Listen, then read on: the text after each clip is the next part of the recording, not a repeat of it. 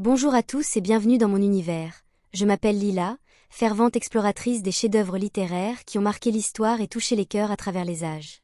Découvrez avec moi les récits inoubliables des plus grands auteurs, ces œuvres qui nous inspirent et nous transportent au cœur de l'âme humaine. Installez-vous confortablement, laissez-vous porter par la magie des mots, et partageons ensemble le plaisir de la lecture. Notre voyage nous emmène dans une colonie pénitentiaire isolée, où un explorateur assiste à la démonstration macabre d'une machine d'exécution unique en son genre. Entre une justice archaïque, un officier fanatique et un commandant vieillissant, le récit explore la violence, l'inhumanité et le poids des traditions dans un décor oppressant et désolé. Dans la colonie pénitentiaire. Franz Kafka. C'est un appareil singulier, dit l'officier au chercheur qui se trouvait en voyage d'études. Et il embrassa d'un regard empreint d'une certaine admiration cet appareil qu'il connaissait pourtant bien. Le voyageur semblait n'avoir donné suite que par politesse à l'invitation du commandant, qui l'avait convié à assister à l'exécution d'un soldat, condamné pour indiscipline et offense à son supérieur. L'intérêt suscité par cette exécution n'était d'ailleurs sans doute pas très vif dans la colonie pénitentiaire. Du moins n'y avait-il là, dans ce vallon abrupt et sablonneux cerné de pentes dénudées, outre l'officier et le voyageur, que le condamné, un homme abruti et maflu, cheveux hirsutes et face à l'avenant, et un soldat tenant la lourde chaîne où aboutissaient les petites chaînes, qui l'enserraient aux chevilles, aux poignets et au cou, et qui étaient encore reliées entre elles par d'autres chaînes. Au reste, le condamné avait un tel air de chien docile, qu'apparemment on aurait pu le laisser librement divaguer sur ses pentes, quitte à le siffler au moment de passer à l'exécution. Le voyageur ne se souciait guère de l'appareil, et derrière le dos du condamné, faisait les 100 pas avec un désintérêt quasi manifeste, tandis que l'officier vaquait aux derniers préparatifs, tantôt se glissant dans les fondations de l'appareil, tantôt grimpant sur une échelle pour en examiner les superstructures. C'était là des tâches qu'en fait on aurait pu laisser à un mécanicien, mais l'officier s'en acquittait avec grand zèle, soit qu'il fût particulièrement partisan de cet appareil, soit que pour d'autres motifs l'on ne put confier le travail à personne d'autre. Voilà. Tout est paré, s'écria-t-il enfin en descendant de l'échelle. Il était exténué, respirait la bouche grande ouverte, et avait 2 fins mouchoirs de dame coincés, derrière le col de son uniforme. Ces uniformes sont quand même trop lourds pour les tropiques, dit le voyageur au lieu de s'enquérir de l'appareil comme l'officier s'y attendait. Certes, dit l'officier en lavant ses mains souillées d'huile et de graisse, dans un seau d'eau disposé à cet effet, mais il rappelle le pays, nous ne voulons pas perdre le pays. Mais regardez donc cet appareil, ajouta-t-il aussitôt en s'essuyant dans un torchon les mains qu'il tendait en même temps vers l'appareil. Jusqu'à présent il fallait encore mettre la main à la pâte, mais désormais l'appareil travaille tout seul. Le voyageur acquiesça de la tête et suivit l'officier. Soucieux de parer à tout incident, celui-ci dit alors, il arrive naturellement que cela fonctionne mal. J'espère bien que ce ne sera pas le cas aujourd'hui, mais enfin il ne faut pas l'exclure. C'est que l'appareil doit rester en service 12 heures de suite. Mais même s'il y a des incidents, ils sont tout de même minimes et l'on y porte aussitôt remède. Vous ne voulez pas vous asseoir ? En concluant par cette question, il dégagea l'une des chaises en rotin qui se trouvait là en tas, et l'offrit au voyageur. Celui-ci ne pouvait pas refuser. Il se retrouva dès lors assis au bord d'une fosse où il jeta un regard rapide. Elle n'était pas très profonde. D'un côté, la terre qu'on y avait prise faisait un tas en forme de rempart, de l'autre côté se dressait l'appareil. Je ne sais, dit l'officier, si le commandant vous a déjà expliqué l'appareil. Le voyageur fit de la main un geste vague. L'officier n'en demandait pas davantage, car dès lors il pouvait lui-même expliquer l'appareil. Il empoigna une manivelle, s'y appuya et dit « Cet appareil est une invention de notre ancien commandant. J'ai travaillé aux tout premiers essais et participé également à tous les travaux jusqu'à leur achèvement. C'est à lui seul, néanmoins, que revient le mérite de l'invention. Avez-vous entendu parler de notre ancien commandant ? Non ? Eh bien, je ne m'avance guère en affirmant que toute l'organisation de la colonie pénitentiaire, c'est son œuvre. Nous qui sommes ses amis, nous savions déjà, à sa mort, que l'organisation de la colonie était si cohérente que son successeur, eût-il en tête 1000 projets nouveaux, ne pourrait rien changer à l'ancien état de choses, pendant au moins de nombreuses années. Nos prévisions se sont d'ailleurs vérifiées, le nouveau commandant a dû se rendre à l'évidence. Dommage que vous n'ayez pas connu l'ancien commandant. Mais je bavarde, dit soudain l'officier, et son appareil est là devant nous. Il se compose, comme vous voyez, de 3 parties. Chacune d'elles, avec le temps, a reçu une sorte de dénomination populaire. Celle d'en bas s'appelle le lit, celle d'en haut la traceuse, et là, suspendue au milieu, c'est la herse. La herse ?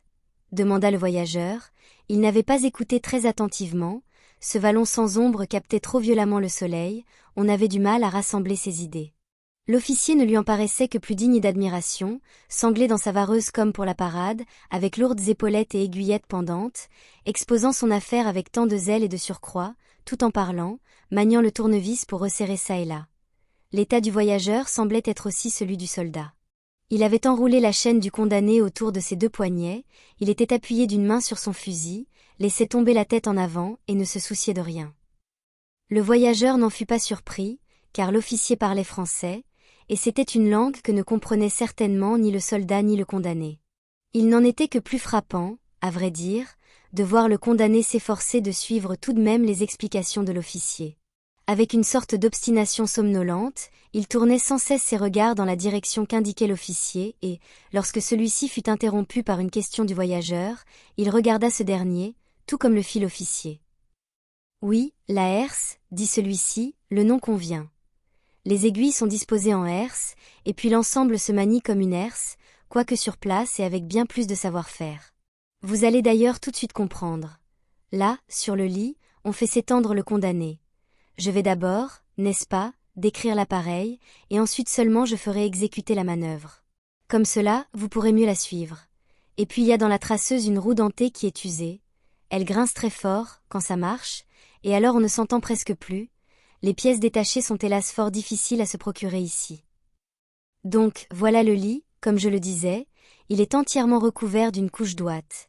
À quelle fin, vous le saurez bientôt.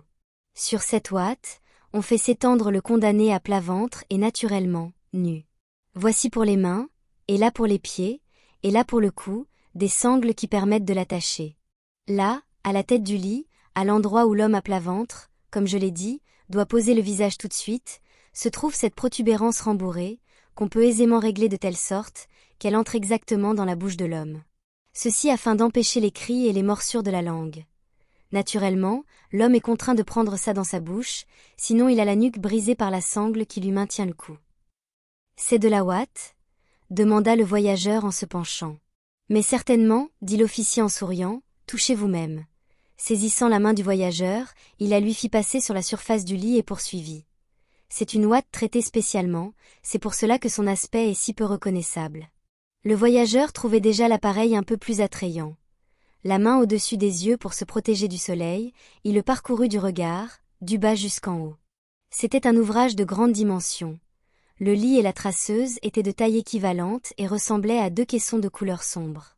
La traceuse était disposée à 2 mètres environ au-dessus du lit. Ils étaient rattachés l'un à l'autre, aux 4 coins, par 4 montants de cuivre jaune qui, au soleil, lançaient presque des rayons. Entre les 2 caissons était suspendu, à un ruban d'acier, la herse. L'officier avait à peine noté l'indifférence première du voyageur, en revanche il fut alors sensible à son regain d'intérêt, aussi interrompit-il ses explications, afin que le voyageur eût tout loisir d'examiner l'appareil. Le condamné imita le voyageur. Empêché de se protéger les yeux avec sa main, il les leva en clignant les paupières. Ainsi donc, l'homme est à plat ventre, dit le voyageur en se renversant dans son fauteuil et en croisant les jambes. Oui, dit l'officier en repoussant un peu sa casquette en arrière et en passant sa main sur son visage brûlant. À présent, suivez-moi bien. Le lit et la traceuse sont tous les 2 pourvus de piles électriques.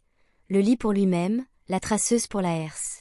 Dès que l'homme est attaché, on met le lit en marche, il vibre, par petites oscillations très rapides, à la fois latérales et verticales. Vous aurez vu sans doute des appareils analogues dans des établissements hospitaliers. Sauf que, dans le cas de notre lit, les mouvements sont calculés avec précision. Ils doivent en effet être exactement coordonnés avec les mouvements de la herse.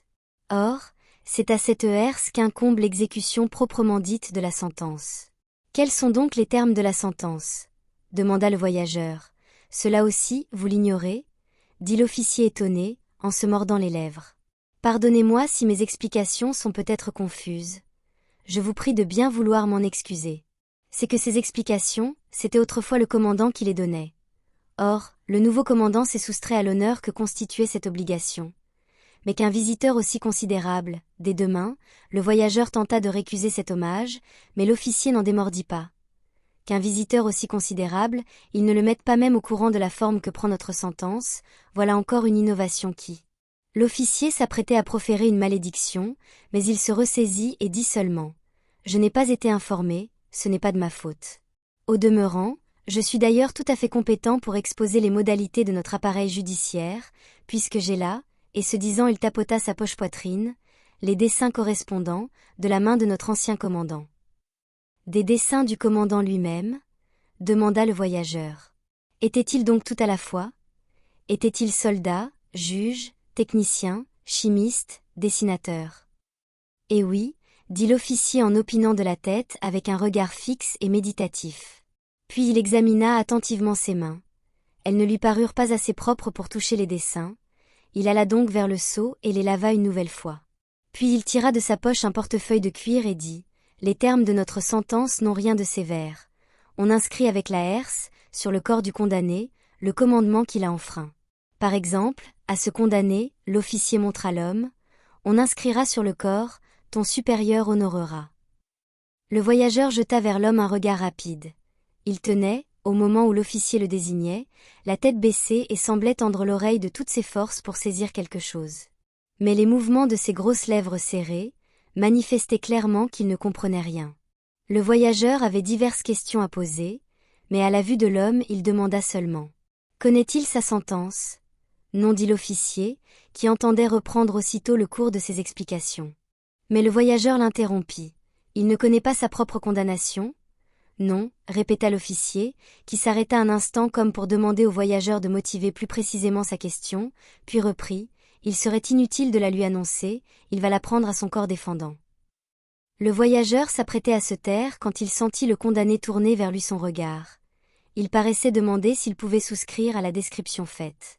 Aussi le voyageur, qui s'était à nouveau carré dans son fauteuil, se pencha-t-il de nouveau et demanda : « Mais qu'il est condamné, il le sait tout de même. » « Non plus, dit l'officier en souriant au voyageur, comme s'il s'attendait encore de sa part à quelques déclarations étranges. « Non ? » dit le voyageur en se passant la main sur le front. Ainsi cet homme ne sait toujours pas comment sa défense a été reçue. « Il n'a pas eu l'occasion de se défendre, » dit l'officier en détournant les yeux comme s'il se parlait à lui-même et ne voulait pas gêner le voyageur en lui racontant ces choses qui pour lui allaient de soi. « Il a bien fallu qu'il ait l'occasion de se défendre, » dit le voyageur en se levant de son fauteuil. L'officier comprit qu'il risquait fort d'être interrompu pour longtemps dans ses explications concernant l'appareil. Il alla donc vers le voyageur, le prit familièrement par le bras, lui montra de la main le condamné qui, comme à présent l'attention se fixait manifestement sur lui, se mettait au garde à vous, d'ailleurs le soldat tirait sur la chaîne. Et il dit : « Les choses se passent de la manière suivante. J'exerce ici, dans la colonie pénitentiaire, la fonction de juge, en dépit de mon jeune âge. Car j'assistais déjà l'ancien commandant dans toutes les affaires disciplinaires, et c'est également moi qui connais le mieux l'appareil. Le principe selon lequel je tranche est que la culpabilité ne fait jamais de doute. D'autres tribunaux peuvent ne pas se conformer à ce principe, car ils comptent plusieurs juges et ils ont de surcroît, au-dessus d'eux, des tribunaux d'instance supérieure. Tel n'est pas le cas ici, ou du moins cela ne l'était pas sous l'ancien commandant. Il est vrai que le nouveau a déjà manifesté le désir de s'ingérer dans ma juridiction, mais je suis parvenu jusqu'ici à le contenir, et je continuerai d'y parvenir. Vous vouliez que je vous explique ce cas, il est aussi simple que tous les autres. Un capitaine a fait ce matin un rapport selon lequel cet homme, qui lui est affecté comme ordonnance et qui dort devant sa porte, s'était endormi à son poste. En effet, chaque fois que sonne l'heure, il a à se lever et à saluer devant la porte du capitaine. Devoir qui n'a rien de pesant et qui est nécessaire, car l'homme doit rester dispos, tant pour monter la garde que pour servir. La nuit dernière, le capitaine a voulu vérifier si l'ordonnance faisait son devoir. Il a ouvert la porte à 2 heures pile et l'a trouvé affalé en train de dormir. Il est allé chercher sa cravache et l'en a frappé au visage. Or, au lieu de se lever et de demander pardon, l'homme a saisi son maître par les jambes, l'a secoué et lui a crié : « Jette cette cravache, ou je te bouffe. » Voilà les faits. Le capitaine est venu me trouver voilà 1 heure, j'ai noté ses déclarations et j'ai aussitôt ajouté la sentence. Puis j'ai fait mettre l'homme au fer, tout cela fut très simple. Si j'avais commencé par convoquer l'homme et par l'interroger, cela n'aurait fait que mettre la pagaille. Il aurait menti. Si j'étais arrivé à réfuter ses mensonges, il les aurait remplacés par d'autres, et ainsi de suite, tandis que maintenant je le tiens et je ne le lâcherai pas. Est-ce qu'à présent tout est expliqué? Mais le temps passe, l'exécution devrait déjà commencer, et je n'ai pas encore fini d'expliquer l'appareil. Il força le voyageur à se rasseoir, revint vers l'appareil et reprit. Comme vous voyez, la forme de la herse correspond à celle du corps humain. Voici la herse pour le torse, voilà les herses pour les jambes. Pour la tête, seul est prévu ce petit poinçon. C'est bien clair? Il se pencha aimablement vers le voyageur, prêt à fournir les plus amples explications. Le voyageur regardait la herse en fronçant les sourcils.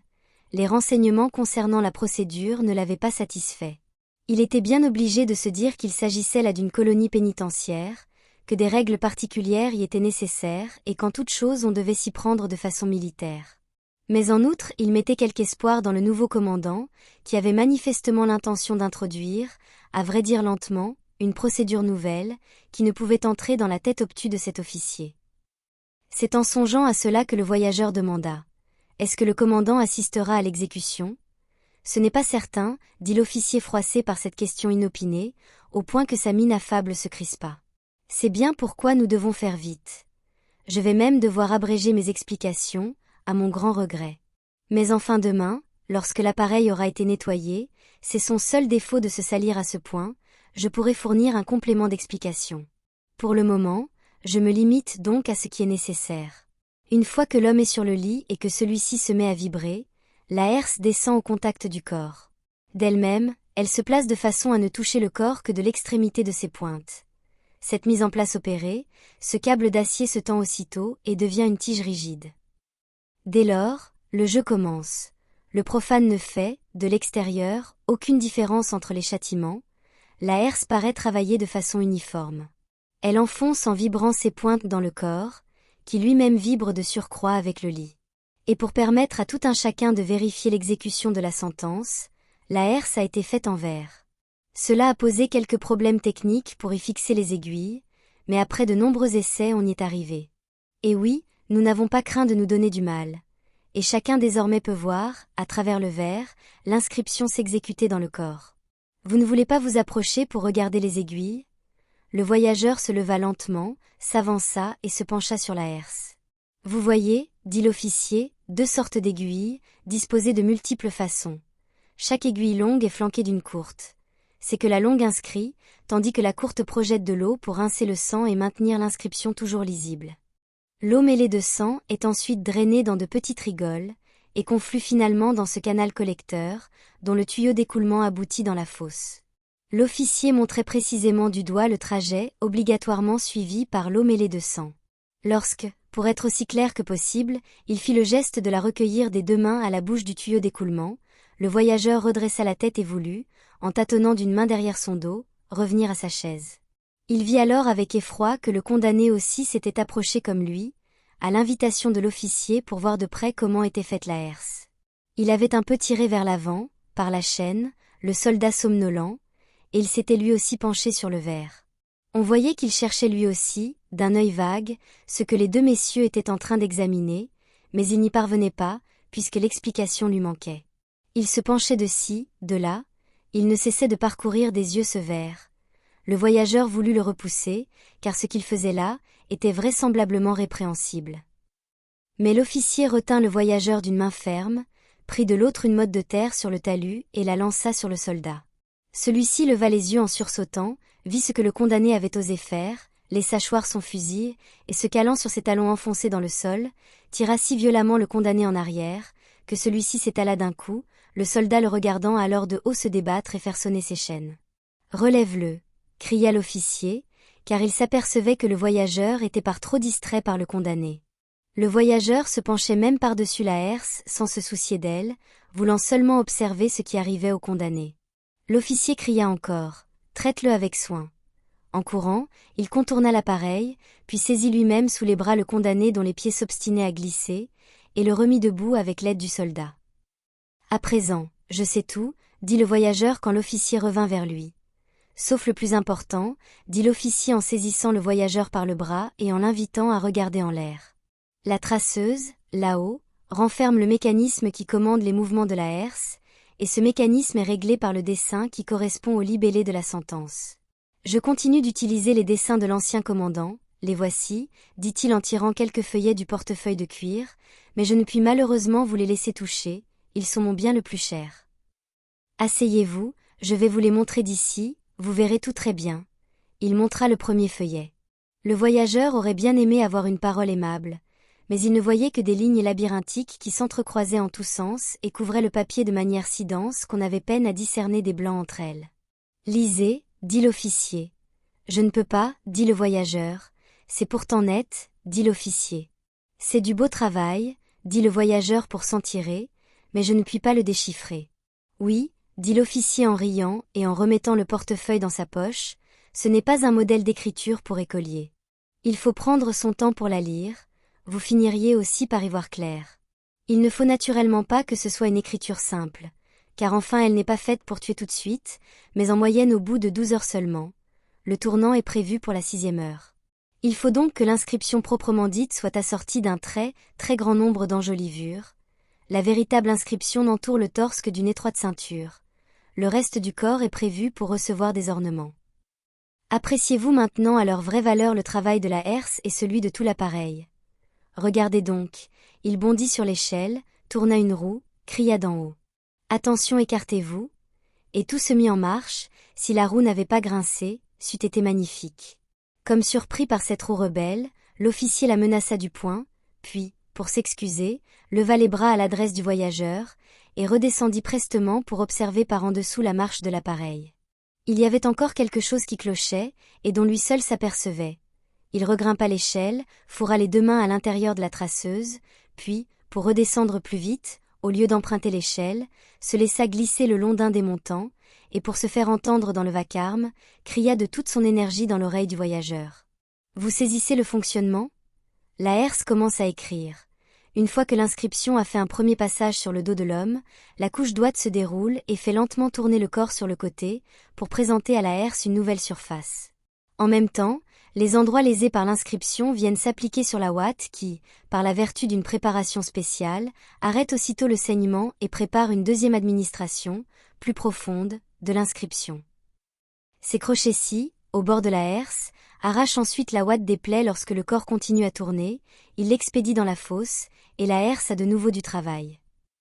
Elle inscrit ainsi toujours plus profondément, 12 heures durant. Les 6 premières heures, le condamné vit presque comme auparavant.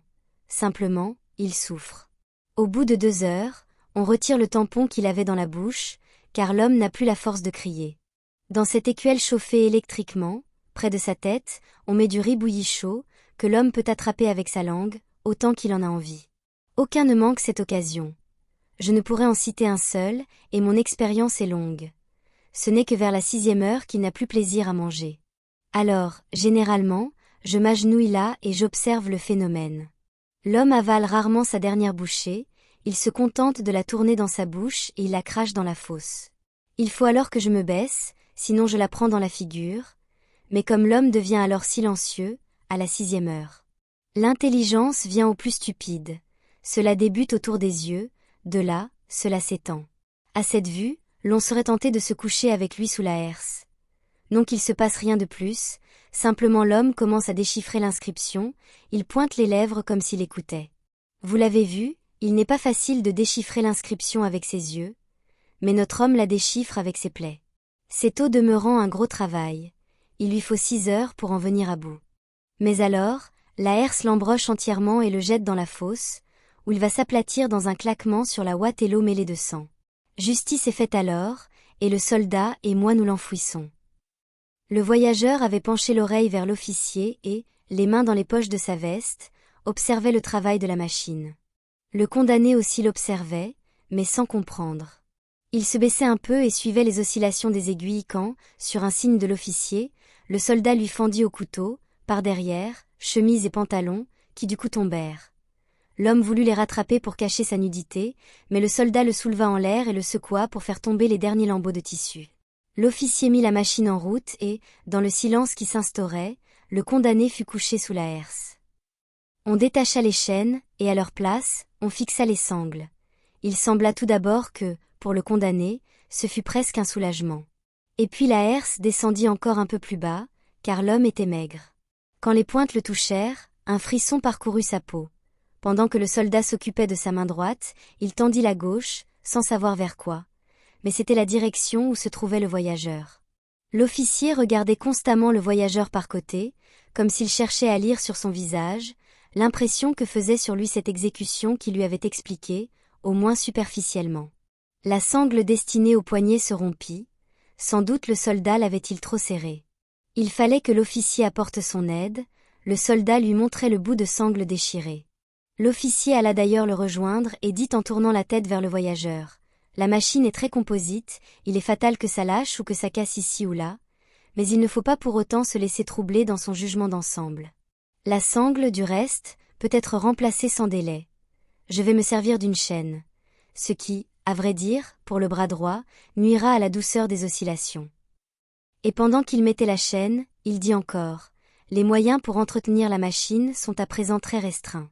Sous l'ancien commandant, j'avais libre accès à une cagnotte exclusivement destinée à cet usage. Il existait ici un magasin où étaient rangées toutes les sortes possibles de pièces détachées. J'avoue que je les gaspillais presque, j'entends à l'époque, pas maintenant, comme le prétend le nouveau commandant, à qui tous les prétextes sont bons pour s'en prendre aux anciennes institutions. Il gère désormais lui-même la cagnotte de la machine et, si j'envoie chercher une sangle neuve, on va exiger que je produise à titre de preuve, celle qui s'est déchirée, la neuve n'arrivera que dans 10 jours, mais elle sera alors de moins bonne qualité et ne vaudra pas grand-chose. Et comment, entre-temps, je suis censé faire fonctionner la machine avec une sangle qui manque, cela personne ne s'en soucie. Le voyageur réfléchissait, il est toujours fâcheux d'intervenir de façon décisive dans les affaires d'autrui. Il n'était pas membre de la colonie pénitentiaire, ni citoyen de l'État auquel elle appartenait. S'il prétendait condamner cette exécution, voire la contrecarrer, on pouvait lui dire « Tu n'es pas d'ici, tais-toi ». Il n'aurait rien eu à répliquer à cela, il n'aurait pu qu'ajouter au contraire qu'en l'occurrence il ne se comprenait pas lui-même, car il ne voyageait que dans l'intention de voir, et non d'aller par exemple modifier l'organisation judiciaire en vigueur chez les autres. Seulement là, il fallait avouer que les choses se présentaient de façon très tentante. L'iniquité de la procédure et l'inhumanité de l'exécution ne faisaient aucun doute. Nul ne pouvait supposer chez le voyageur quelque intérêt personnel, puisqu'il ne connaissait pas le condamné, qui n'était pas un compatriote, ni un être qui inspirât la moindre pitié. Le voyageur, pour sa part, avait les recommandations de hautes administrations, il avait été accueilli avec une extrême courtoisie et le fait qu'on l'eût convié à cette exécution, semblait même suggérer qu'on le priait de porter un jugement sur cette juridiction. Or, c'était d'autant plus vraisemblable qu'il venait d'apprendre sans la moindre ambiguïté que le commandant n'était pas partisan de cette procédure et qu'il adoptait envers l'officier une attitude quasiment hostile. Le voyageur entendit alors l'officier pousser un cri de rage. Il venait, non sans peine, de forcer le condamné à s'enfoncer dans la bouche le tampon d'ouate, quand l'homme fut saisi d'une irrépressible nausée, et fermant les yeux, vomit. L'officier se précipita pour le tirer en l'air et l'écarter du tampon, voulant lui tourner la tête vers la fosse, mais c'était trop tard, les vomissures dégoulinaient déjà sur la machine. « Tout ça, c'est la faute du commandant », cria l'officier qui, face à l'appareil, secouait comme un dément ses montants de cuivre jaune. « On me salit ma machine comme une porcherie », dit-il en montrant les dégâts aux voyageurs de ses mains tremblantes. J'ai pourtant passé des heures à tenter de faire comprendre au commandant qu'un jour avant l'exécution, il ne fallait plus administrer de nourriture aux condamnés. Mais la tendance nouvelle est à la clémence, et elle est d'un autre avis. Les dames du commandant, avant qu'on emmène le condamné, lui bourrent le gosier de sucreries. Toute sa vie il s'est nourri de poissons puants, et voilà qu'il lui faut manger des sucreries. Mais enfin ce serait possible, je n'y verrais pas d'objection, mais pourquoi ne fournit-on pas un nouveau tampon, comme je le sollicite depuis 3 mois ? Comment peut-on se mettre dans la bouche sans répugnance, ce tampon que plus de 100 hommes à l'agonie ont sucé et mordu ? Le condamné avait reposé sa tête et semblait apaisé. Le soldat s'occupait de nettoyer la machine avec la chemise du condamné. L'officier alla vers le voyageur, que quelques pressentiments fit reculer d'un pas, mais l'officier le saisit par la main et l'entraîna à l'écart. « Je souhaite vous dire quelques mots en confidence, » dit-il, « vous m'y autorisez ? » « Certes, » dit le voyageur en écoutant les yeux baissés. « Cette procédure et cette exécution que vous avez présentement l'occasion d'admirer, n'ont plus actuellement dans notre colonie de partisans déclarés. Je suis le seul à les défendre, et du même coup, le seul à défendre l'héritage de l'ancien commandant. Je ne saurais songer à développer encore cette procédure, j'use toutes mes énergies pour conserver ce qui existe déjà. Du vivant de l'ancien commandant, la colonie regorgeait de ses partisans. Sa force de conviction, je l'ai pour une part, mais je suis complètement dépourvu du pouvoir qui était le sien. Du coup, ses partisans se sont fait tout petits. Il en existe encore beaucoup, mais aucun ne l'avoue. Si aujourd'hui, donc un jour d'exécution, vous allez à la maison de thé et que vous y écoutiez les conversations, vous n'entendrez peut-être que des propos ambigus. Ce sont tous des partisans, mais sous l'actuel commandant, et compte tenu de ses conceptions actuelles, ils me sont tout à fait inutiles. Et à présent je vous le demande, est-ce qu'à cause de ce commandant et de ces femmes qui l'influencent, cette œuvre de toute une vie doit être anéantie, il montrait la machine? A-t-on le droit de laisser faire cela? Même lorsqu'on est étranger et de passage sur notre île pour quelques jours? Or, il n'y a pas de temps à perdre, on prépare quelque chose contre ma compétence juridictionnelle. Déjà des conciliabules se tiennent dans le bâtiment de commandement, auquel je ne suis pas convié. Même votre visite d'aujourd'hui me semble révélatrice de toute cette situation. On est lâche et l'on vous envoie en première ligne, vous qui êtes étranger. Ah, comme l'exécution était différente dans le temps. Un jour à l'avance, tout le vallon était déjà plein de monde. Rien que pour voir cela, tout le monde venait. De bon matin, le commandant faisait son apparition, entouré de ses dames. Des fanfares réveillaient le camp tout entier. Je me présentais au rapport et annonçais que tout était paré. Le public de qualité, il n'était pas question qu'il manque un seul fonctionnaire d'autorité, prenait place autour de la machine. Ce tas de fauteuils en rotin est un pitoyable vestige de cette époque. La machine, fraîchement astiquée, brillait. Pour chaque exécution ou presque, j'avais perçu des pièces détachées neuves. Devant des centaines d'yeux, tous les spectateurs se haussaient sur la pointe des pieds, jusqu'en haut des pentes. C'était le commandant lui-même qui couchait le condamné sous la herse. Ce qu'a le droit de faire aujourd'hui un simple soldat, c'était alors mon office, en ma qualité de président du tribunal, et j'en étais honoré. Et alors, l'exécution commençait. Aucune fausse note ne troublait le travail de la machine. Bien des gens ne regardaient plus, dès lors, mais restaient couchés dans le sable, les yeux clos. Ils savaient tous qu'à cet instant justice était en train de se faire. Dans le silence, on n'entendait que le gémissement du condamné, assourdi par le tampon. Aujourd'hui, la machine ne parvient plus à arracher au condamné un gémissement plus fort que ce que peut encore étouffer le tampon. Mais à l'époque, les aiguilles émettaient tout en écrivant un liquide corrosif qu'on n'a plus le droit d'employer aujourd'hui. Et puis alors venait la 6e heure. Impossible alors d'accéder à la prière, de tous ceux qui voulaient regarder de près. Le commandant, dans sa sagesse, avait décrété qu'il fallait donner la préférence aux enfants. Pour ma part, à vrai dire, mon office me donnait toujours le droit d'être là. Souvent j'étais accroupi là-bas, tenant un enfant dans chaque bras. Comme nous recueillions tous l'expression transfigurée que prenait le visage martyrisé, comme nous tendions nos joues pour les exposer à la lumière de cette justice, enfin atteinte et déjà éphémère. C'était le bon temps, camarades. L'officier avait manifestement oublié à qui il avait affaire. Il avait saisi le voyageur dans ses bras et avait posé sa tête sur son épaule. Le voyageur était très embarrassé. Il jetait des regards impatients par-dessus la tête de l'officier. Le soldat avait achevé son travail de nettoyage et venait juste de verser encore du riz bouilli d'une boîte métallique dans l'écuelle. À peine le condamné, apparemment tout à fait remis, s'en aperçut-il qu'il se mit à vouloir laper le riz avec sa langue. Le soldat ne cessait de le repousser, car le riz était sans doute prévu pour plus tard, mais il était en tout cas inconvenant aussi, qu'il y plongea ses mains sales pour en manger sous le nez du condamné affamé. L'officier se ressaisit vite. « Ne croyez pas que j'ai voulu vous émouvoir, dit-il, je sais qu'il est impossible de faire comprendre aujourd'hui ce qu'était ce temps-là. Du reste, la machine travaille toujours et marche toute seule. Elle marche même si elle se dresse toute seule dans ce vallon. Et le corps tombe toujours pour finir dans la fosse, en un vol plané d'une incompréhensible douceur, même s'il n'y a pas, comme à l'époque, des centaines de gens rassemblés comme des mouches autour de la fosse. En ce temps-là, il nous fallait disposer autour de la fosse une solide rambarde, elle est arrachée depuis longtemps. Le voyageur voulait dérober son visage à l'officier et regardait n'importe où alentour. L'officier crut qu'il considérait le vallon désert. Il lui saisit donc les mains, le contourna pour capter ses regards et demanda. « Vous remarquez cette honte ?» Mais le voyageur se taisait, l'officier le lâcha pour un petit moment. Jambes écartées, les mains sur les hanches, il se tint coi en regardant à terre. Puis il adressa au voyageur un sourire d'encouragement et dit « J'étais près de vous, hier, quand le commandant vous a invité, j'ai entendu l'invitation. Je connais le commandant, j'ai tout de suite compris le but qu'il poursuivait en vous invitant. Quoique son pouvoir soit assez grand pour qu'il puisse prendre des mesures contre moi, il n'ose pas encore le faire, mais il entend bien m'exposer à votre jugement, au jugement d'un hôte de marque. Son calcul est minutieux. C'est le 2e jour que vous êtes dans l'île, vous n'avez pas connu l'ancien commandant ni ses idées, vous êtes prisonnier de conceptions européennes.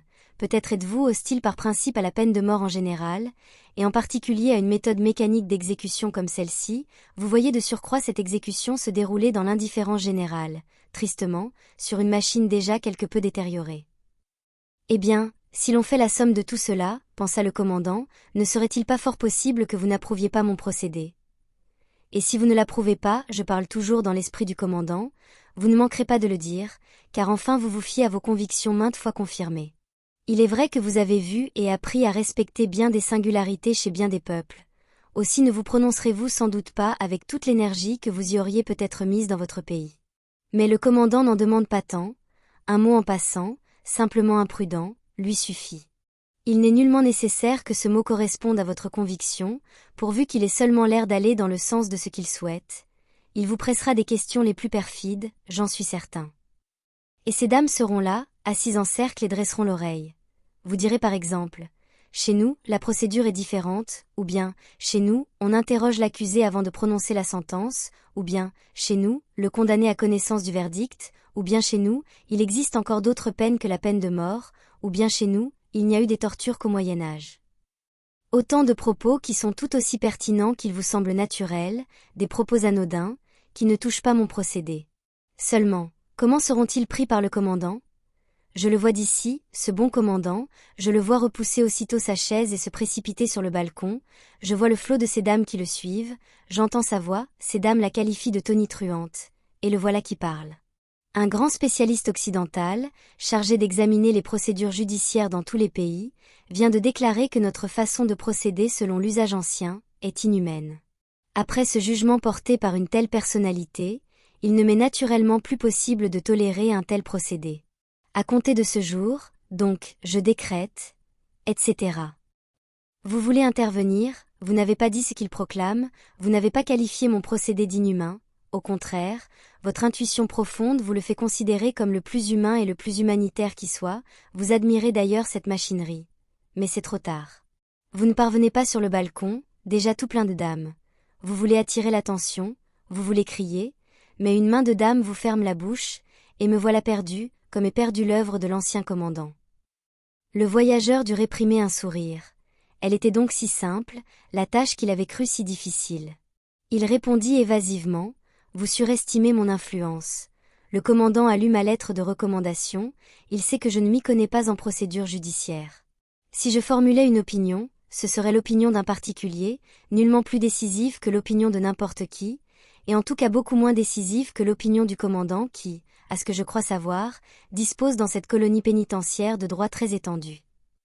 Si son opinion sur ce procédé est aussi arrêtée que vous le croyez, alors j'ai bien peur que la fin n'en soit arrivée, sans qu'il soit besoin de mon modeste renfort. L'officier comprenait-il déjà ? Non, il ne comprenait pas encore. Il secoua énergiquement la tête, jeta un bref coup d'œil en arrière vers le condamné et le soldat, qui sursautèrent et s'écartèrent du riz, s'approcha tout près du voyageur, et sans le regarder en face mais en fixant un endroit quelconque de sa veste, dit à voix plus basse qu'auparavant. Vous ne connaissez pas le commandant. Face à lui et à nous tous, vous avez, pardonnez l'expression, quelque chose d'inoffensif. Votre influence, croyez-moi, est immense. J'ai été ravi d'apprendre que vous seul assisteriez à l'exécution. Le commandant entendait me porter tort en prenant cette disposition, mais à présent je la retourne à mon avantage. À l'abri des insinuations perfides et des regards condescendants, que vous n'auriez pu manquer de subir s'il y avait eu plus de monde à l'exécution, vous avez écouté mes explications et vu la machine, et vous voilà sur le point d'assister à l'exécution. Votre jugement est sûrement déjà arrêté. Au cas où subsisteraient de petites incertitudes, la vue de l'exécution les balayera. Et maintenant je vous adresse cette prière, aidez-moi, face au commandant. Le voyageur ne le laissa pas poursuivre. Comment pourrais-je, dit-il ? C'est tout à fait impossible. Je ne peux pas plus vous être utile que je ne puis vous porter tort. Vous le pouvez, dit l'officier, et le voyageur vit non sans crainte qu'il serrait les poings. Vous le pouvez, répéta-t-il, avec plus d'insistance. J'ai un plan, qui ne peut que réussir. Vous croyez que votre influence ne suffit pas ? Je sais, moi, qu'elle suffit. Mais en admettant que vous ayez raison, ne faut-il pas, pour préserver ce procédé, tout essayer, même les moyens éventuellement insuffisants? Écoutez donc mon plan.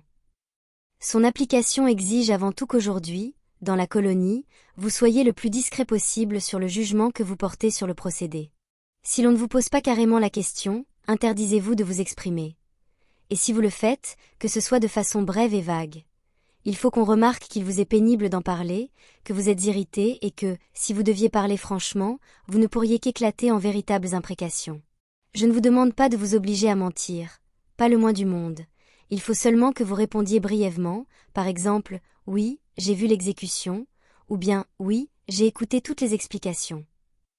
Seulement cela, rien de plus.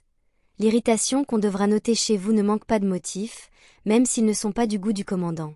Lui, naturellement, se méprendra complètement, et c'est à son goût qu'il les interprétera. C'est là-dessus que table mon plan. Demain se tient dans le bâtiment de commandement, sous la présidence du commandant, une grande réunion de tous les fonctionnaires de haut rang. Le commandant s'est naturellement arrangé pour transformer ce genre de séance en spectacle. On a construit une galerie, qui est toujours pleine de spectateurs. Je suis contraint de prendre part à ses conseils, mais j'en frémis de répugnance. Or, vous serez, en tout état de cause, certainement conviés à cette séance. Si vous vous comportez aujourd'hui selon mon plan, cette invitation se muera en une prière instante. Mais au cas où, pour quelque raison inimaginable, vous ne seriez tout de même pas invité, il faudrait à vrai dire que vous demandiez à l'être. Il ne fait aucun doute qu'alors on vous inviterait. Vous voilà donc demain assis avec les dames dans la loge du commandant. Il s'assure, en levant fréquemment les yeux, que vous êtes bien là. Après qu'ont été traités divers points dérisoires, calculés uniquement en fonction de l'auditoire, généralement il s'agit de construction portuaire, encore et toujours de construction portuaire. La procédure judiciaire vient aussi sur le tapis. Si le commandant n'y veillait pas, ou pas assez vite, je ferai le nécessaire pour qu'on y vienne. Je me lèverai et rendrai compte de l'exécution d'aujourd'hui. Très brièvement, en m'en tenant à rapporter le fait. À vrai dire, ce n'est pas l'habitude en ce lieu, mais je le ferai cependant.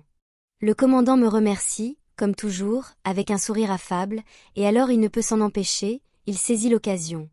On vient, dira-t-il ou à peu près, de nous rendre compte que l'exécution a eu lieu. À ce bref rapport, j'aimerais seulement ajouter que cette exécution, précisément, a eu lieu en présence du grand savant dont vous savez tous quel honneur exceptionnel sa visite représente pour notre colonie. Notre réunion d'aujourd'hui voit elle aussi sa signification rehaussée par cette présence. Eh bien, pourquoi ne pas interroger ce grand savant sur la manière dont il juge cette exécution, conforme à l'usage ancien, ainsi que la procédure préalable? Naturellement, applaudissements sur tous les bancs, approbation générale, je serai moi-même le plus bruyant. Le commandant s'incline vers vous et dit « Alors, je vous pose cette question en notre nom à tous. » Et alors, vous vous avancez jusqu'à la balustrade. Vous y posez vos mains bien à la vue de tous, sinon les dames les saisiraient et joueraient avec vos doigts. Et maintenant, enfin, vous avez la parole. Je ne sais comment je vais supporter la tension des heures qui vont suivre jusque-là. Dans votre discours, il ne faut pas vous imposer de limites, faites retentir la vérité, penchez-vous par-dessus la balustrade, hurlez, mais oui, hurlez au commandant votre opinion inébranlable. Mais peut-être que vous ne voulez pas cela, que cela ne correspond pas à votre caractère, peut-être que dans votre pays on se comporte différemment en pareille situation, voilà qui est très bien aussi, voilà qui suffit parfaitement, ne vous levez pas, dites seulement quelques mots, chuchotez-les de manière qu'ils soient juste entendus des fonctionnaires, qui se trouveront en dessous de vous, cela suffit. Il n'est nullement nécessaire que vous évoquiez vous-même l'absence de public lors de l'exécution, le grincement de la roue, la rupture de la sangle, l'état répugnant du tampon, non, tout le reste je m'en charge, et croyez-moi, si mon discours ne le chasse pas hors de la salle, il le mettra à genoux et le forcera à confesser. Ancien commandant, je m'incline devant toi. Voilà mon plan, voulez-vous m'aider à l'appliquer? Mais naturellement que vous le voulez, mieux encore, vous ne pouvez faire autrement. Et l'officier saisit le voyageur par les deux bras et le regarda en face en respirant bruyamment. Il avait crié si fort ces dernières phrases que même le soldat et le condamné avaient dressé l'oreille. Quoiqu'ils fussent incapables de comprendre, ils avaient cessé de manger et, tout en mastiquant, regardaient en direction du voyageur. La réponse que celui-ci avait à donner ne faisait aucun doute depuis le début. Il en avait trop vu au cours de sa vie pour pouvoir à présent balancer. Il était foncièrement honnête et il n'avait pas peur. Cependant, à présent, sous le regard du soldat et du condamné, Il hésita le temps de prendre son souffle. Mais finalement il dit comme il devait nécessairement le dire. Non, l'officier cligna plusieurs fois des yeux, mais ne détourna pas le regard. Voulez-vous une explication ? Demanda encore le voyageur, l'officier opina en silence. Je suis hostile à ce procédé, dit alors le voyageur. Avant même que vous ne vous soyez confié à moi et cette confiance, naturellement, je n'en abuserai pour rien au monde. Je m'étais déjà demandé si j'avais le droit d'intervenir contre ce procédé, et si mon intervention aurait la moindre chance de succès. À qui je devais d'abord m'adresser en l'occurrence, c'était évident, au commandant, naturellement. Vous m'avez encore confirmé cette évidence, mais sans nullement conforter ma résolution. Au contraire, votre conviction sincère me touche, même si elle ne saurait entamer la mienne. L'officier garda le silence, se tourna vers la machine, saisit l'un des montants de cuivre jaune, et se penchant un peu en arrière, leva les yeux vers la traceuse comme pour vérifier que tout était en bon ordre. Le soldat et le condamné paraissaient s'être liés d'amitié. Le condamné faisait des signes au soldat, si difficile que cela fût à cause des sangles qui le maintenaient. Le soldat se penchait vers lui, le condamné lui chuchotait quelque chose, et le soldat opinait.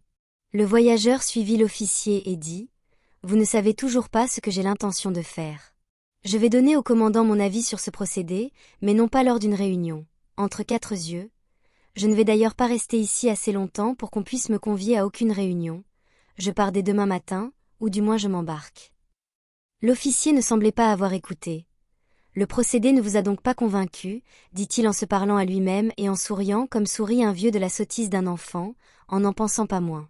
Alors, il est donc temps. » En proférant cette conclusion, il tourna soudain vers le voyageur des yeux clairs où se lisait quelque invite ou quelque appel à y mettre du sien. « Il est temps de quoi faire ?» dit le voyageur inquiet, mais sans obtenir de réponse. « Tu es libre ?» dit l'officier au condamné dans sa langue. L'homme n'y croyait pas, tout d'abord. « Eh bien, tu es libre », répéta l'officier. Pour la première fois, la face du condamné exprimait vraiment la vie. Était-ce la vérité ? Était-ce de la part de l'officier, un caprice peut-être passager ? Était-ce le voyageur étranger qui avait obtenu sa grâce ? C'était quoi ? Voilà ce que semblait demander cette face. Mais pas longtemps. Quoi que ce fût, l'homme voulait être libre pour de bon, si on l'y autorisait, et il se mit à se secouer autant que le permettait la herse. « Tu m'arraches les sangles !» cria l'officier. « Tiens-toi tranquille, on va les détacher. » Et, faisant signe au soldat, il se mit avec lui au travail. Le condamné riait silencieusement pour lui seul, sans dire mot, tournant sa face tantôt vers l'officier sur sa gauche, tantôt vers le soldat sur sa droite, sans oublier non plus le voyageur. « Tire-le de là !» ordonna l'officier au soldat. Il y fallait quelques précautions, à cause de la herse, le condamné, du fait de son impatience, avait déjà sur le dos quelques petites écorchures. Dès lors, l'officier ne se soucia plus guère de lui. Il alla vers le voyageur, exhiba de nouveau le petit portefeuille de cuir, en feuilleta le contenu, trouva enfin la feuille qu'il cherchait, et la tendit au voyageur. « Lisez, lui dit-il. « Je ne peux pas, dit le voyageur, je vous l'ai déjà dit, je ne peux pas lire ces feuilles. »« Mais regardez donc la feuille de plus près, dit l'officier en s'approchant pour lire avec le voyageur. Comme cela ne servait à rien non plus, il suivit de très haut, avec le petit doigt, les dessins du papier, comme s'il fallait à tout prix éviter d'y toucher, mais pour tout de même en faciliter la lecture au voyageur. Lequel se donnait d'ailleurs de la peine, pour faire à l'officier ce plaisir-là au moins, mais il n'y avait rien à faire. Alors l'officier se mit à épeler l'inscription, puis il la relut tout d'un trait. « Sois juste, voilà ce qu'elle dit, à présent, tout de même, vous la lisez. » Le voyageur se pencha tellement près du papier que l'officier l'écarta, de peur que l'autre le touche. Or, le voyageur ne dit rien de plus, mais il était évident qu'il n'avait toujours rien pu lire. « Sois juste, voilà ce qui est écrit, » dit encore l'officier. « C'est bien possible, » dit le voyageur, « je veux bien croire que c'est écrit là. »« Enfin bon, » dit l'officier au moins partiellement satisfait, et, la feuille à la main, il gravit l'échelle. Avec d'infinies précautions, il disposa la feuille à plat dans la traceuse et se mit à modifier, apparemment du tout au tout, le réglage du mécanisme. C'était un très gros travail, et il devait s'agir de tout petits rouages, parfois la tête de l'officier disparaissait entièrement dans la traceuse, tant il devait examiner de près le mécanisme. Le voyageur, d'en bas, suivait ce travail sans désemparer, il commençait à avoir le cou raide et les yeux qui lui faisaient mal, tant le ciel était inondé de soleil. Le soldat et le condamné étaient exclusivement occupés l'un de l'autre. La chemise et le pantalon du condamné, qui avait déjà atterri dans la fosse, y étaient repêchés par le soldat, à la pointe de sa baïonnette. La chemise était affreusement sale, et le condamné la lava dans le seau d'eau. Lorsqu'ensuite il enfila chemise et pantalon, le soldat et lui ne se tinrent plus de rire, car enfin ses vêtements étaient par derrière fendus en deux. Peut-être que le condamné se sentait obligé d'amuser le soldat, car il virevoltait devant lui dans ses hardes, tandis que l'autre, agenouillé par terre, se tapait sur les cuisses en riant. Ils se ressaisirent tout de même, enfin par égard, pour la présence de ces messieurs. Quand l'officier, là-haut, eut enfin fini, il parcourut encore d'un regard souriant toutes les parties de l'ensemble, referma cette fois le couvercle de la traceuse qui était jusque-là restée levée, redescendit, regarda au fond de la fosse et puis en direction du condamné, nota avec satisfaction que ce dernier avait récupéré ses vêtements. Il se dirigea ensuite vers le seau pour se laver les mains, en constata trop tard la repoussante saleté, s'attrista de ne pouvoir donc s'y laver les mains, les plongea finalement, sans que cette solution de remplacement lui convînt, mais il fallait faire contre mauvaise fortune bon cœur, dans le sable, puis se redressa et se mit à déboutonner sa vareuse d'uniforme. Ce faisant, il reçut d'abord dans les mains les 2 mouchoirs de dame, qui étaient coincés dans son col. « Tiens tes mouchoirs » dit-il en les lançant au condamné, et il ajouta en guise d'explication à l'adresse du voyageur, « cadeau des dames ». En dépit de la hâte manifeste qu'il mettait à déboutonner sa vareuse, puis à se déshabiller entièrement, il maniait néanmoins chaque vêtement avec le plus grand soin, et même il lissa du doigt, tout spécialement, les cordelières d'argent de sa vareuse, tapotant même un gland pour qu'il tombât d'aplomb. Ce qui à vrai dire n'allait guère avec tant de méticulosité, c'est qu'à peine en avait-il fini avec une pièce de vêtement, qu'il la jetait d'un geste hargneux dans la fosse. Pour finir, il ne lui resta plus que sa courte épée avec sa bretelle. Il tira l'épée du fourreau, la brisa en 2, puis en saisit tout à la fois les morceaux, le fourreau et la bretelle, et les jeta si violemment, qu'ils allèrent teinter les uns contre les autres au fond de la fosse. Il était maintenant nu, le voyageur se mordit les lèvres et ne dit rien. Il savait bien ce qui allait arriver, mais il n'avait aucun droit d'empêcher l'officier de faire quoi que ce fût. Si effectivement cette procédure judiciaire à laquelle l'officier était attaché, était si près d'être abolie, éventuellement à la suite d'une intervention à laquelle le voyageur se sentait pour s'appartenir, alors l'officier se comportait à présent de façon tout à fait judicieuse. Le voyageur, à sa place, n'aurait pas agi autrement. Le soldat et le condamné ne comprirent tout d'abord rien, au début ils ne regardèrent même pas. Le condamné était très content d'avoir récupéré les mouchoirs, mais il n'eut pas loisir de s'en réjouir longtemps, car le soldat les lui chippa d'un geste vif et imprévisible. Alors, le condamné tenta de les lui reprendre, coincés qu'ils étaient sous le ceinturon du soldat, mais celui-ci était vigilant. Ils se disputaient ainsi, à moitié pour rire. Ce n'est que quand l'officier fut entièrement nu, qu'ils devinrent attentifs. Le condamné, en particulier, parut être frappé par le pressentiment de quelque grand revirement. Ce qui lui était arrivé à lui, arrivait maintenant à l'officier. Peut-être que les choses allaient être poussées jusqu'à leur terme extrême. C'était vraisemblablement le voyageur étranger qui en avait donné l'ordre. C'était donc la vengeance. Sans avoir lui-même souffert jusqu'au bout, voilà qu'on le vengeait tout de même jusqu'au bout. Un grand rire silencieux se peignit alors sur sa face et n'en disparut plus. L'officier, lui, s'était tourné vers la machine. S'il était déjà clair auparavant qu'il la comprenait bien, la façon dont maintenant il la maniait et dont elle lui obéissait, avait quasiment de quoi vous sidérer. Il n'avait fait qu'approcher sa main de la herse, et elle monta et descendit plusieurs fois jusqu'à atteindre la bonne position pour l'accueillir. Il ne saisit le lit que par son rebord, et déjà il se mettait à vibrer. Le tampon vint, au-devant de la bouche de l'officier, on vit que celui-ci n'en voulait pas vraiment, mais son hésitation ne dura qu'un instant, il se soumit bien vite et prit le tampon dans sa bouche. Tout était paré, seules les sangles pendaient encore par côté, mais elles étaient manifestement inutiles, l'officier n'avait pas besoin d'être attaché. C'est alors que le condamné remarqua ses sangles lâches, à son avis l'exécution n'était pas parfaite si elle n'était pas bouclée, il adressa au soldat un signe pressant, et ils coururent tous 2 ligoter l'officier. Celui-ci avait déjà tendu un pied pour donner une poussée à la manivelle qui mettrait en marche la traceuse. Il vit alors que les 2 autres s'étaient approchés, il ramena donc son pied et se laissa attacher. Seulement, maintenant, il ne pouvait plus atteindre la manivelle. Ni le soldat ni le condamné ne la trouveraient, et le voyageur était résolu à ne pas bouger. Ce ne fut pas nécessaire. À peine les sangles étaient-elles en place que déjà la machine se mettait au travail. Le lit vibrait, les aiguilles dansaient sur la peau, la herse volait, tour à tour montant et descendant. Le voyageur regardait fixement depuis un moment déjà, quand il se rappela qu'un rouage de la traceuse aurait dû grincer. Mais tout était silencieux, on n'entendait pas le moindre ronronnement. Par ce travail silencieux, la machine se dérobait littéralement à l'attention. Le voyageur regarda du côté du soldat et du condamné. C'était le condamné qui était le plus vif, tout l'intéressait dans cette machine, tantôt il se baissait, tantôt il s'étirait, sans cesse il avait l'index tendu pour montrer quelque chose au soldat. Le voyageur en était gêné. Il était résolu à rester là jusqu'au bout, mais il n'aurait pu supporter longtemps la vue des deux autres. « Rentrez chez vous, dit-il. Peut-être que le soldat y aurait été disposé, mais le condamné ressentit cet ordre comme une véritable punition. Il supplia en se lamentant, les mains jointes, qu'on le laissât rester, et comme le voyageur secouait la tête et refusait de céder, il se jeta même à genoux. Le voyageur vit que les ordres n'avançaient à rien, et il s'apprêtait à s'approcher des deux hommes pour les chasser. Il entendit alors un bruit, en haut, dans la traceuse, il leva les yeux. Est-ce que cette roue dentée faisait tout de même des siennes? Mais il s'agissait d'autre chose. C'était le couvercle de la traceuse qui se soulevait lentement, puis qui s'ouvrit tout grand. L'écran d'une roue dentée se montrèrent et se soulevèrent, bientôt apparut le rouage tout entier. C'était comme si quelque force puissante comprimait la traceuse de telle sorte, qu'il n'y avait plus place pour ce rouage, lequel roula jusqu'au bord de la traceuse, tomba, fit un bref trajet sur le sable en se maintenant à peu près droit, puis tomba à plat.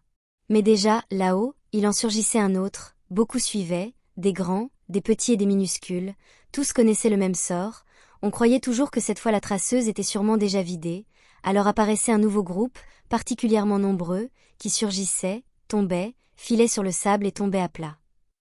Ce phénomène fit complètement oublier au condamné l'ordre du voyageur, ses roues dentées le ravissaient entièrement, il voulait sans cesse en attraper une, il incitait en même temps le soldat à l'aider, mais il retirait la main avec effroi, car il arrivait aussitôt une autre roue qui l'effrayait, du moins au premier instant de sa course. Le voyageur, en revanche, était très inquiet. La machine était manifestement en train de se désagréger. Sa marche tranquille était une illusion, il eut le sentiment de devoir maintenant prendre en charge l'officier, qui ne pouvait plus veiller sur lui-même. Mais pendant que la chute des roues dentées avait retenu toute son attention, il avait négligé de surveiller le reste de la machine. Or, quand la dernière roue dentée eut quitté la traceuse et qu'il se pencha sur la herse, il eut alors une nouvelle surprise, encore plus fâcheuse. La herse n'écrivait pas, elle ne faisait que piquer, et le lit ne faisait pas rouler le corps, il le soulevait seulement en vibrant et en l'enfonçant dans les aiguilles.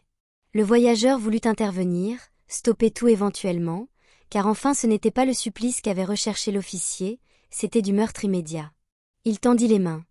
Mais voici déjà que la herse se levait par côté, avec le corps embroché, comme d'habitude elle ne le faisait qu'au bout de 12 heures.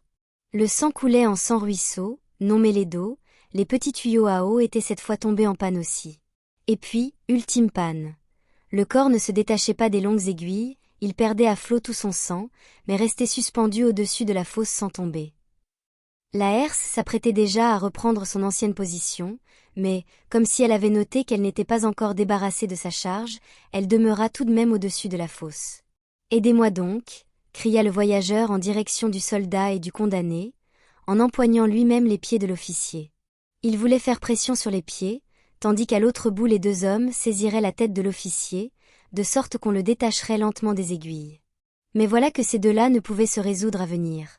Le condamné se détournait carrément, il fallut que le voyageur aille jusqu'à eux et les pousse de force vers la tête de l'officier.